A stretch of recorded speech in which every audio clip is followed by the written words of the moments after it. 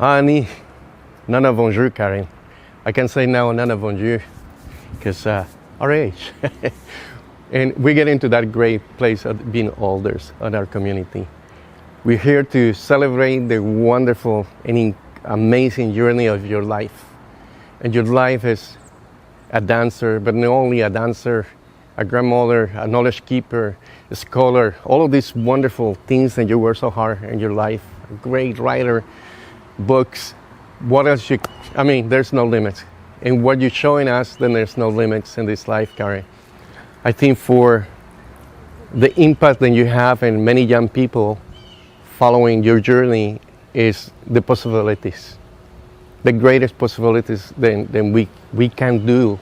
We can do what we need to do, and it's with work. With all these collected memories that you're grabbing from all over your journeys, your dances, the encounters in different territories, in these lands, in North America and other parts of the world that you're sharing with us, all that beautiful experiences that is being enlightened and being given life to the new generation. I'm very humble, and I'm really grateful for the work that you have done and the work that you're doing right now. Thank you so much, Karen. I really celebrate your day with all the present people that are here, I guess, there. And I thank you so much. Miigwech. Bonjour, Karen. Hello. My name is Muriel Miguel, Artistic Director of Spider-Woman Theater. I am so pleased, happy, and proud for Karen Pheasant to be inducted in the DCD Hall of Fame. I remember about 20 years ago being at the Banff Center Aboriginal Dance Program. There were 3 of us, Penny Couture, Karen, and myself. We were walking along a trail talking about dance and what we wanted to do with dance. Karen turned to me and said she wanted to jingle dance to Tina Turner. Wow! What a way to inspire our young student dancers to embrace another way of looking at dance. It's like ears, heart, and feet. I loved to sit in on her classes. Karen teaches from the heart. The students were excited. They really followed her steps, her rhythm. They understood why these steps were used. They heard the songs. Whenever I am at a powwow and there's a grand entry, I see all those jingle dress dancers and I think of Karen. I am so honored to be a colleague of Karen's. She brought dreams, outrageous stories, that feeling of, yes, I can do this, into young hearts and minds. With her vision, Karen has changed dance for this and the next generations. Congratulations, Karen. Mwah.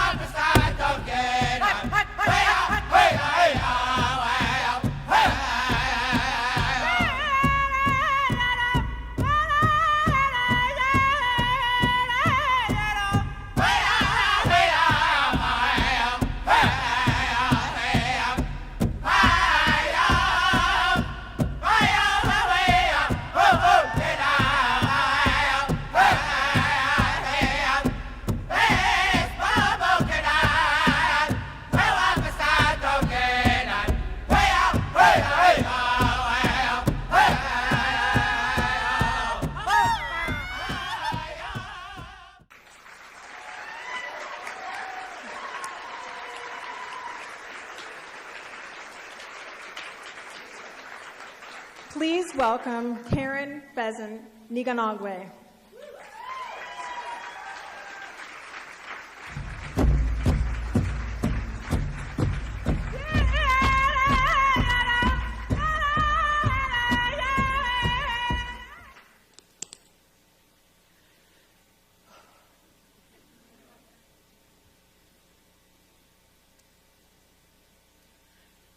Bonjour. Okay. Greetings. Yatahe. In 1954, my mother had her first big city floor dance right here at Palais Royal. We are gathered here 70 years later for this historical event in recognition of Canadian Dance Hall of Fame inductees. A couple of years later, my mother met my father again on the dance floor, that time in Wiikwemikoong. Dance is an integral part to most societies. According to the International Encyclopedia of Dance, dances were performed for magical purposes, rites of passage to induce states of ecstasy, trance, meme, or homage. Dances were performed at both sacred and secular occasions, from ancient Roman times through each period of history to colonial times, except for Indigenous peoples. Federal law made Indigenous dance a crime and charged anyone involved with dance guilty of a misdemeanor and liable to imprisonment for a term of not more than 6 and not less than 2 months in any jail or other place of confinement. And every Indian or persons who encourage or Indian that gets up shall be liable for the same punishment. Although the primary issue was for ceremonial dance, which is the foundation of other societies such as ancient Romans, Greeks, why was it a crime for Indigenous people to dance at both sacred and secular places? Dance did not end for Indigenous people. It merely went into secret societies.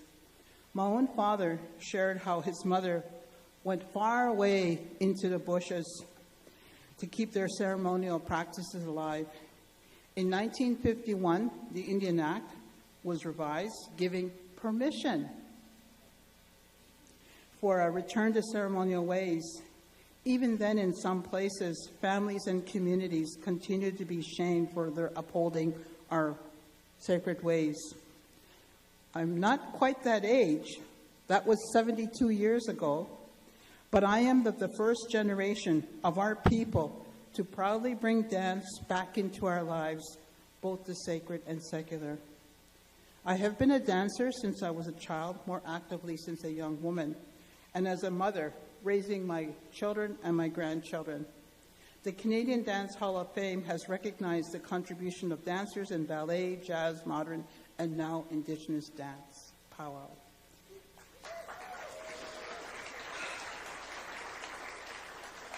Over the years, Indigenous dancers have performed and choreographed extraordinary works of contemporary dance expressions, including prior Hall inductees Renee Highway, my first contemporary dance mentor, Michael Grey Eyes, my son's trainer and mentor, and Alejandro,